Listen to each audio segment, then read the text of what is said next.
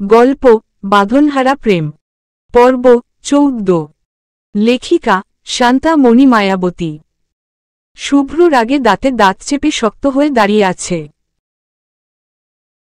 হেনা বেগম রুহি সবাই অবাক, রোদ বেডের উপর কম্বল গায়ে দিয়ে কি সুন্দর করে ঘুমাচ্ছে। এইদিকে যে তার জন্য বাড়ির সবাই গলা ফাটিয়ে ডাকতে ডাকতে শেষ, তার তো সে দিকে কোনো খেয়াল নেই। শুভ্র রাগে জোরে শ্বাস ফেলে ধপ ধপ পা ফেলে নিজের রুমে চলে যায়। আর কতক্ষণ এইখানে থাকলে এই মেয়েকে তুলে আছাড় মারবে। হেনা বেগম রোদকে ডেকে তুলে রোদ ঘুম ঘুম চোখে তাকিয়ে আবার পুনরায় ঘুমিয়ে পড়ে। সারা রাত কেঁদে কেঁদে কাটিয়েছে। ফজরের আগে আগে ঘুমিয়েছে, আর এতটাই গভীর ঘুমে আচ্ছন্ন ছিল যে বাহিরে সবাই যে এত ডেকেছে তা তার কানে আসেনি। হেনা বেগম রোদকে বারবার ডাকছে আর জিজ্ঞেস করছে সব ঠিক আছে কিনা। রোদ ঘুম ঘুম চোখে উঠে বসে হাত দিয়ে চোখ ডলতে ডলতে তাকায়। হেনা বেগমকে দেখে বলে, রোদ, নানু এত সকালে তুমি? হেনা বেগম, এখনো তোর কাছে সকাল দেখছিস? কয়টা বাজে? রোদ দেয়াল ঘড়ির দিকে তাকায়। সকাল সকাল 10টা বাজে। রোদ জিভ কাটে হেনা বেগমের দিকে তাকিয়ে মিনমিন করে বলে, রোদ, সরি নানু, আসলে আমি এত বেলা পর্যন্ত কিভাবে ঘুমিয়ে আছি জানি না। হেনা বেগম মিষ্টি হাসে রোদের মাথায় হাত বুলিয়ে বলে, হেনা বেগম, তুই দেরি করে ঘুম থেকে উঠিস তাতে কোনো সমস্যা নেই, কিন্তু কি ঘুম ঘুমাইছিস? বাহির থেকে ডাকলাম, তোর কোনো সাড়া শব্দ নেই। দরজা বন্ধ ছিল। পরে শুভ্র এসে দরজা খুলে তারপর রুমে ঢুকে দেখি তুই ঘুমিয়ে আছিস। জানিস কত ভয় পেয়েছিলাম। শুভ্র কথা বলতেই রোদের চোখে মুখে অন্ধকার নেমে আসে। হেনা বেগম রুম থেকে বেরিয়ে যেতে যেতে বলেন, হেনা বেগম, রোদ তাড়াতাড়ি ফ্রেশ হয়ে নিচে খেতে আয়। রোদ বিছানা থেকে উঠে ফ্রেশ হয়ে নিচে যায়। খেতে সিঁড়ি দিয়ে ধীর পায়ে নামছে। সারা রাত কান্নার জন্য চোখ মুখ ফুলে আছে। গালে হালকা থাপ্পড়ের দাগ কাছ থেকে দেখলেই বোঝা যায়।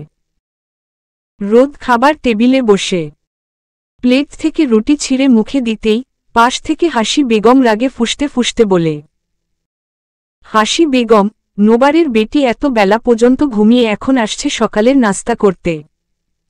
লজ্জা শরম কি কিছু নেই এইভাবে বসে বসে গিলতে? হাসি বেগমের কথায় রোদের চোখে পানিতে টইটুম্বুর। মুখে দেওয়া খাবারটা যেন গিলতে পারছে না। মাথা নিচু করে আছে।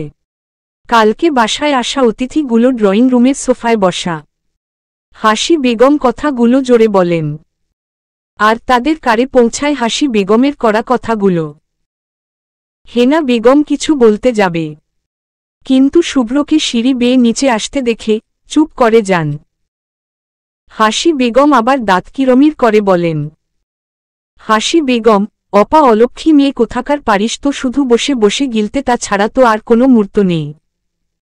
দূরে গিয়ে মরতে পারিস না? রোদের চোখ দিয়ে অনবরত পানি পড়ছে। পারছে না মাটি ফাঁক করে ঢুকে যেতে। লজ্জা ঘৃণা শেষ হয়ে যাচ্ছে। সামান্য একটু খাবারের জন্য এত কথা শুনতে হচ্ছে। রোদ মাথা তুলে দাঁড়ায়। উঠে দাঁড়াতেই চোখ পড়ে সিঁড়িতে দাঁড়ানো শুভ্রের দিকে। রোদ চলে যেতে নিলেই হাসি বেগম রাগে তেতে উঠে বলেন, হাসি বেগম, খাবারটা তোর বাপের টাকার না যে এইভাবে নষ্ট করবি। 2 টাকা রোজগার করার মুরদ নেই, আসছে খাবার নষ্ট করতে। রোদ মুখে ওড়না দিয়ে ফুপিয়ে উঠে, এতক্ষণ ঠিক ছিল, কিন্তু আজ তার মৃত্যু বাবাকে নিয়ে বাজে কথা বলছে। রোদ অশ্রু ভেজা চোখে শুভ্রের দিকে তাকায়। শুভ্র কেন কিছু বলছে না, পাথরের মূর্তির মতো দাঁড়িয়ে আছে। রোদের কষ্টটা যেন আরো দ্বিগুণ বেড়ে যায়।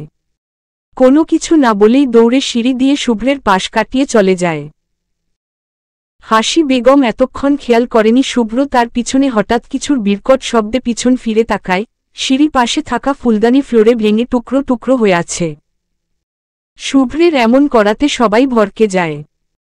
হেনা বেগম এক পাশে দাঁড়ানো, সেও শুভ্রকে কিচ্ছু বলছে না। চুপচাপ নীরব দর্শকের মতো দেখছে।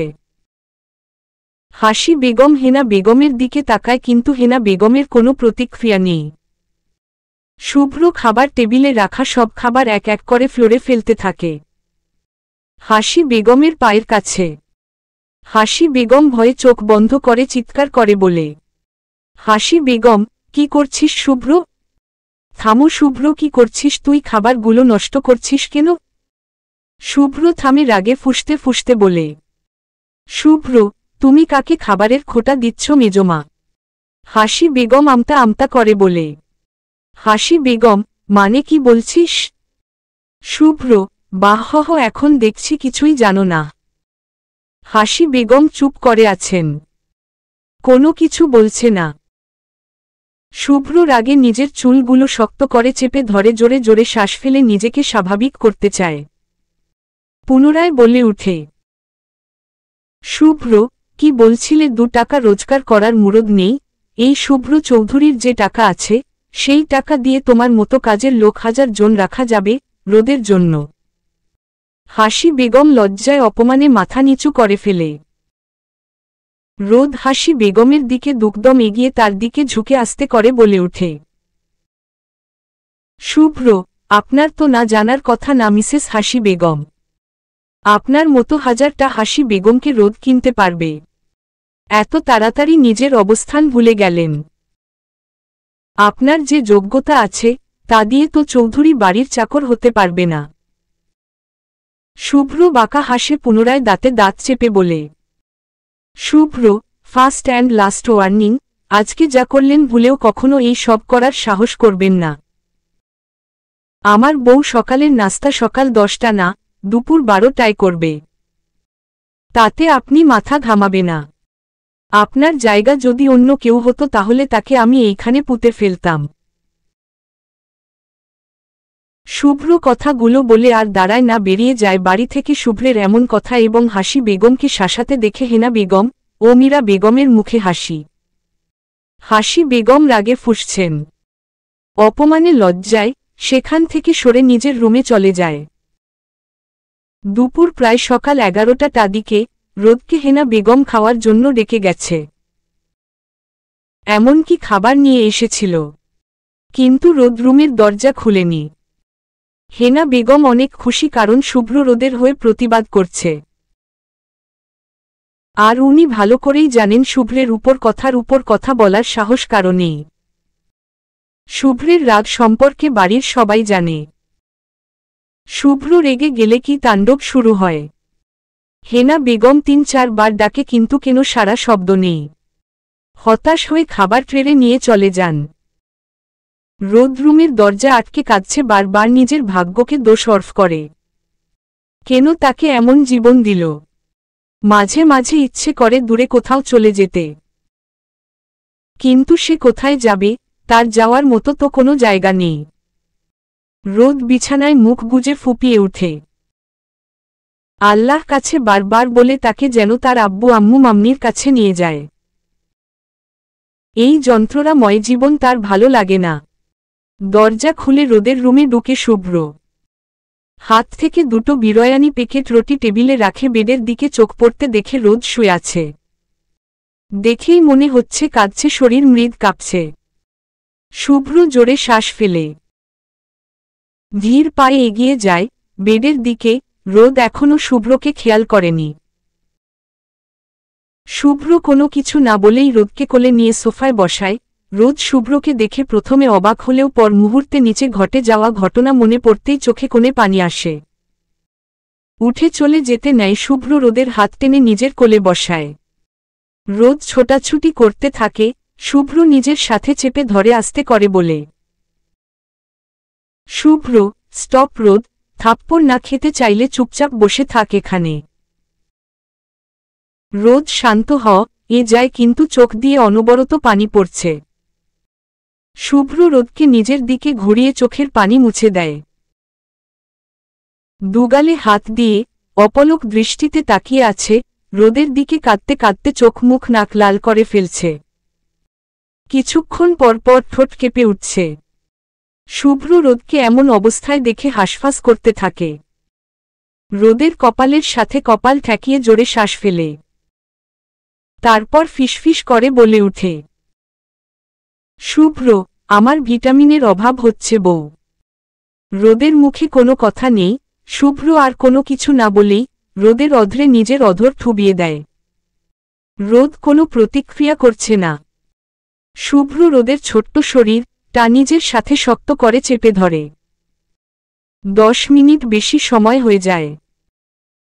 শুভ্রের ছাড়ার কোনো নামই নেই, রোদের শ্বাস আটকে আসে, নিঃশ্বাস নিতে পারছে না। শুভ্র রোদকে ছেড়ে দিতেই রোদ চোখ বন্ধ করে জোরে জোরে শ্বাস ফেলে। শুভ্র রোদের দিকে তাকিয়ে শব্দ করে, রোদের ঠোঁটে চুমু খায়।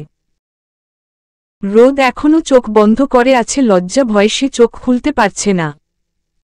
শুভ্র রোদকে লজ্জা পেতে দেখে দুষ্ট হাসে, তারপর বলে, শুভ্র, ম্যাডাম রোমাঞ্চ করে মন ভরবে পেট না, তাই আপনার যত লজ্জা আছে সব এখন তুলে রাখেন, এখন আসেন খেয়ে নিন। শুভ্রের কথা শুনে রোদ চোখ খুলে মাথা নিচু করে আছে। শুভ্র রোদকে কোল থেকে নামিয়ে পাশে বসায়। হাত বাড়িয়ে টেবিলে রাখা বিরিয়ানির প্যাকেট দুটো হাতে তুলে নেয়। একটা রোদের দিকে বাড়িয়ে দিতেই রোদ অন্যদিকে মুখ ফিরিয়ে নেয়। শুভ্র কিছু একটা ভেবে নিজের পকেট থেকে ফোন বের করে কিছু একটা করে। কিছুক্ষণ পরে দরজার বাহির থেকে আওয়াজ আসে। শুভ্র উঠে গিয়ে দরজা খুলে রুহি হাসি মুখে দরজার সামনে হাতে একটা প্লেট নিয়ে দাঁড়িয়ে আছে। শুভ্র প্লেট নিয়ে রুমে আসে। রোদ এতক্ষণ দেখছিল শুভ্র কি করে, শুভ্রকে হাতে প্লেট নিয়ে আসতে দেখে আবার অন্যদিকে নিজের মুখ ফিরিয়ে নেয়। শুভ্র রোদের সব কিছুই খেয়াল করছে আর আনমনে হাসছে। শুভ্র প্লেট খাবার বেড়ে হাতে নিয়ে লোকমা বানিয়ে রোদের মুখের সামনে ধরে। রোদ অবাক হয়ে চোখ বড় বড় করে তাকিয়ে আছে। রোদকে হা করতে না দেখে শুভ্র ভ্রু কুঁচকে তাকায়, তারপর বলে, শুভ্র, ম্যাডাম আমাকে দেখার অনেক সময় আছে, এখন প্লিজ আপনি খাবারটা খেয়ে নিন। রোদও আর না করে না, শুভ্র নিজ হাতে যত্ন করে খাইয়ে দিচ্ছে আর রোদও চুপচাপ খাচ্ছে। রোদের চোখের পানি টলমল করছে, এই যত্নটুকু তো সে এতদিন চাইছিল, কিন্তু সে তার বদলে অবহেলা অপমান ছাড়া কিচ্ছু পায়নি। শুভ্রও খেয়াল করে রোদের চোখে পানি, তবে সে কিছু বলে না। সে অনেক অন্যায় করেছে তার ছোট্ট ফুলের সাথে, আর সে যে ভুল করেছে তার মাফ কখনোই হয় না। শুভ্র দীর্ঘ শ্বাস ফেলে জীবনে সবথেকে বড় ভুল করেছে সে, কিন্তু আর না, এবার তার ফুলকে সে তার সবটুকু দিয়ে আগলে রাখবে। শুভ্র হাত বাড়িয়ে টেবিল থেকে পানির গ্লাস আনে। সেই সুযোগে রোদ চোখের পানি মুছে ফেলে। শুভ্র এখন পর্যন্ত কিছু খায়নি, সকালে নাস্তা করতে নামছিল নিচে, তখনই ওই ঘটনা ঘটে। রেগে তারপর বাসা থেকে বের হয়ে যায়। ফিরে আসে বউয়ের জন্য খাবার নিয়ে। রোদের বিরিয়ানি খুব পছন্দ, কিন্তু শুভ্র এই সব বাহিরের খাবার খায় না। 2 প্যাকেট বিরিয়ানি আনে রোদের জন্য। রোদ অনেকক্ষণ থেকে বলতে চেষ্টা করছে শুভ্রকে খাওয়ার জন্য, কিন্তু ভয়ে অস্থিতে বলতে পারছে না। রোদ মনে মনে সাহস নিয়ে আস্তে করে বলে, রোদ, আপনি খাবেন না? শুভ্র হাত থেমে যায় আস্তে করে বলে, শুভ্র, আমি এই সব বাহিরের খাবার খাই না, তোমাকে খাওয়াচ্ছি, তুমি খাও।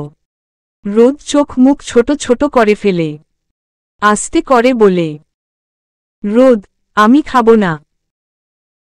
শুভ্র রোদের দিকে তাকায় তপ্ত নিঃশ্বাস ফেলে আস্তে করে বলে, শুভ্র, আচ্ছা ঠিক আছে আমি খাচ্ছি। বলেই 2 লোকমা পোড়াপড় মুখে দেই। তারপর আবার রোদকে খাওয়াতে থাকে। রোদ অনেক খেয়েছে শুভ্রের ভয়ে ভয় এখন মুখে নিয়ে বসে আছে, আর গিলতে পারছে না। শুভ্র ভ্রু কুঁচকে তাকায়, টেবিল থেকে পানির গ্লাস এনে রোদের হাতে দেয়। রোদ পানি দিয়ে মুখের খাবারটুকু গিলে। শুভ্র আবার মুখে সামনে লোকমা আনতেই নাকমুখ সিটকে বলে, শুভ্র, প্লিজ না, আমি আর খেতে পারছি না। শুভ্র কিছু বলতে গিয়ে বলে না। প্লেটে হাত ধুয়ে রোদের মুখ মুছিয়ে দেয়। ওয়াশরুমে গিয়ে নিজের হাত ধুয়ে আসে। বাহির থেকে আজানের ধ্বনি আসছে। শুভ্র রোদের দিকে তাকিয়ে বলে, শুভ্র, এখন রেস্ট নে, পরে গোসল করে ফ্রেশ হয় নিস। রুমে বাহিরে যাওয়ার দরকার নাই। শুভ্র রোদের কথায় মাথা দুলায়। শুভ্র রোদের রুম থেকে বেরিয়ে নিজের রুমে যায়। রুমে ঢুকতেই মেজাজ খারাপ হয়ে যায়। জেরিন শুভ্রের বিছানার উপর শুয়ে আছে। গায়ে হাঁটু অবধি একটা প্যান্ট আর পাতলা একটা শার্ট। শুভ্রের দেখেই মাথায় আগুন ধরে যায়। রাগে গর্জে উঠে বলে, শুভ্র, হোয়াট দ্য হেল। শুভ্রকে আর কিছু না বলতে দিয়ে জেরিন এসে শুভ্রকে জড়িয়ে ধরে। শুভ্র ধাক্কা দিয়ে সরিয়ে নিজের শার্ট জারতে থাকে। জেরিন কিছু বলতে যাবে, শুভ্র রেগে চেঁচিয়ে বলে উঠে, শুভ্র, আউট। জেরিন শুভ্রের দিকে এগিয়ে আসতে যায়। শুভ্র হাত বাড়িয়ে থামিয়ে দেয়। রেগে চিবিয়ে চিবিয়ে বলে, শুভ্র, রুম থেকে বের হ। জেরিন, তা না হলে ভুলে যাব তুই আমার খালাতো বোন। জেরিন শুভ্রকে রাগতে দেখে রুম থেকে চলে যায়। শুভ্রের রাগে শরীর জ্বলছে। এই সব গায়ে পড়া মেয়ে তার একদম পছন্দ না। জড়িয়ে ধরেছে আবার। এখন ভালো করে শাওয়ার নিতে হবে। শুভ্র ওয়াশরুম যায় শাওয়ার নিতে। 1 ঘন্টা পর বের হয়। রেডি হয়ে জুম্মা নামাজের জন্য চলে যায়। শুভ্র অয়ন নিলয় রোদ বেকনিতে দাঁড়িয়ে সব দেখছে। এই প্রথম শুভ্র এইভাবে পাঞ্জাবি পরা অবস্থায় দেখছে। ফর্সা গায়ে কালো পাঞ্জাবিতে অসম্ভব সুন্দর লাগছে। বিকাল 4টা কি 4:30। রোদ গোসল করে ঘুমিয়ে আছে। সেই যে দুপুর 12টা বাজে গোসল করে ঘুমিয়েছে, এখন পর্যন্ত ওঠেনি। শুভ্র রোদের রুমে একবার এসেছিল, রোদকে ঘুমাতে দেখে আবার চলে যায়। হেনা বেগম এসেছিল খাবারের জন্য ডাকতে রোদকে। এইভাবে গভীর ঘুমে দেখে ডাকেনি। আর রুহির কাছেও শুনেছিল শুভ্র নাকি রোদকে বাহির থেকে খাবার এনে খাইয়েছে। আজ অনেক দিন হয়ে গেল, রোমানের কোনো খোঁজ নেই। রুহি অনেকটা হাসফাস করছে। যেই রোমান বেশি ভাগ সময় চৌধুরী বাড়িতে থাকত।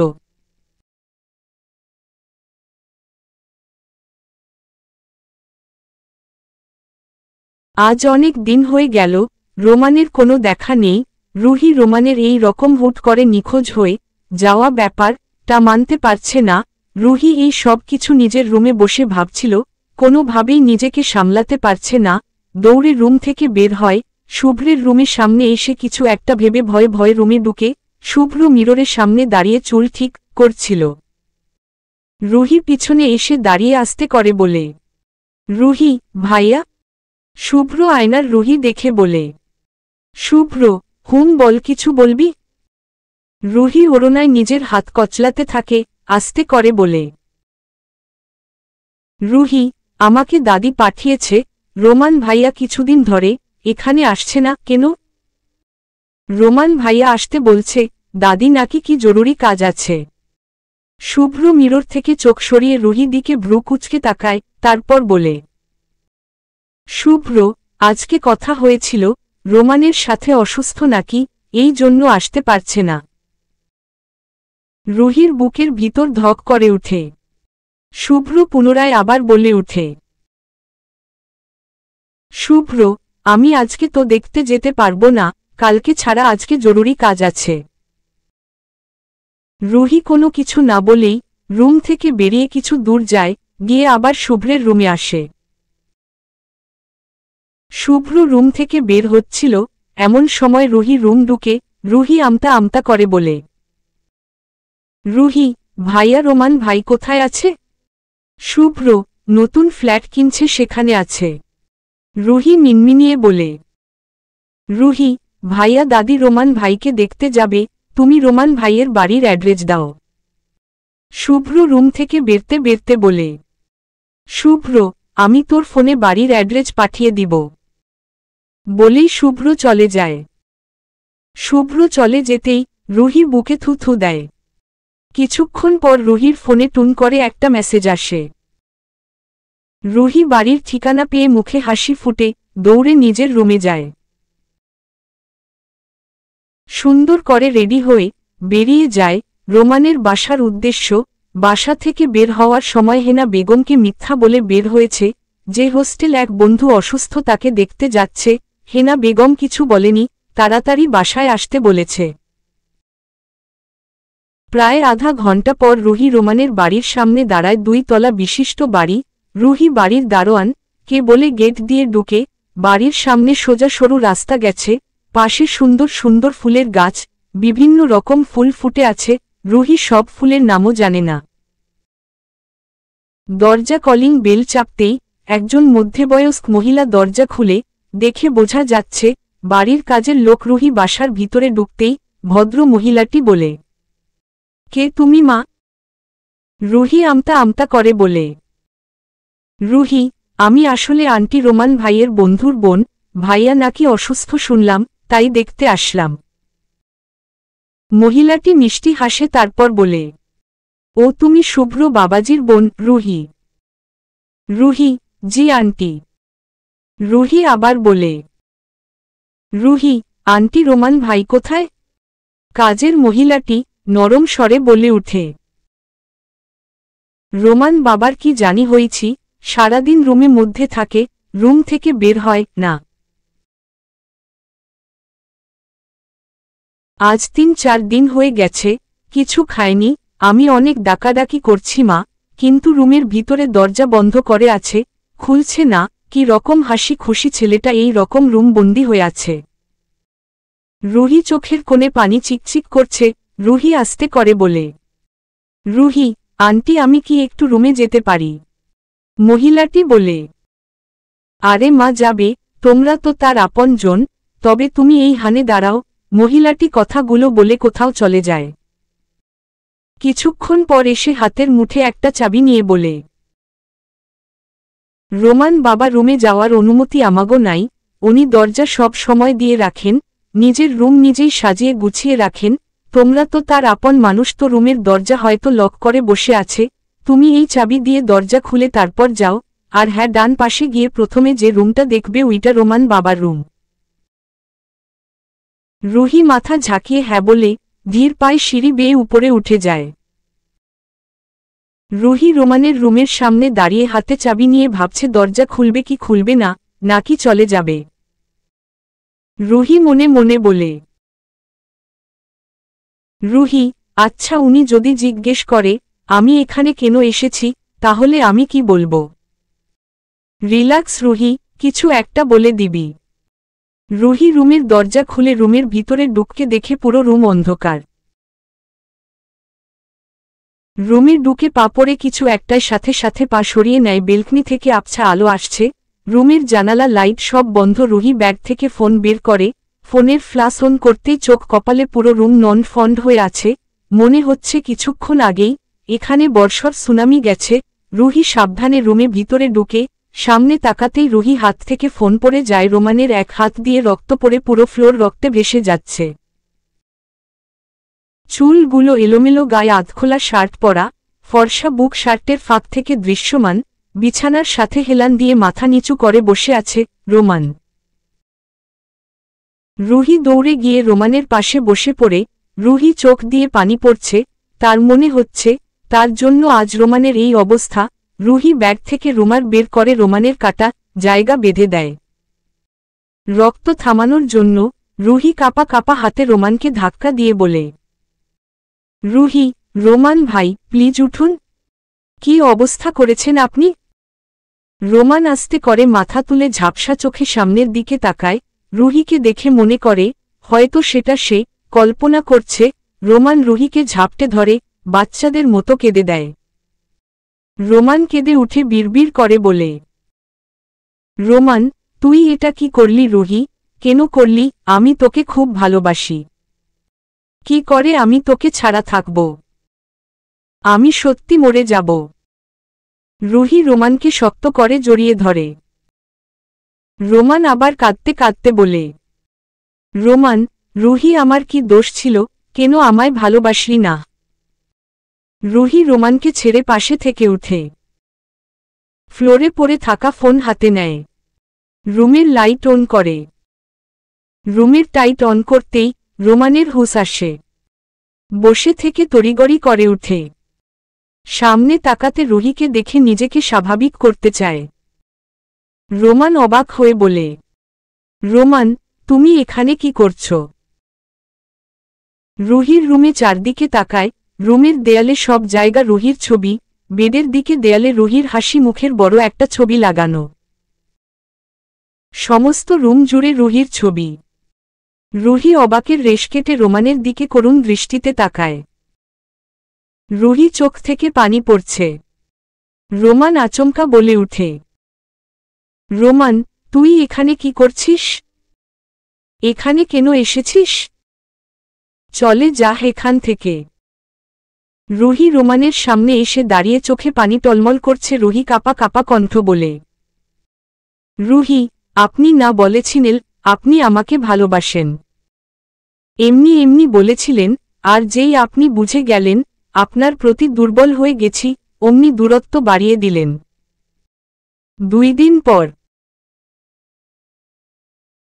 কারো শক্ত হাতে থাপ্পড়ে নিচে পড়ে যায়। রোদ। শুভ্র রোদের চুলের মুঠি ধরে দাঁড় করিয়ে মুখের সামনে এনে রাগে গর্জে উঠে বলে, শুভ্র, কি বলেছিলাম আমার কথার বাইরে যাবি না? তারপর কেন গেলি তুই? 400 গ্রামের বাচ্চা, বল কেন অবাধ্য হয়েছিস আমার?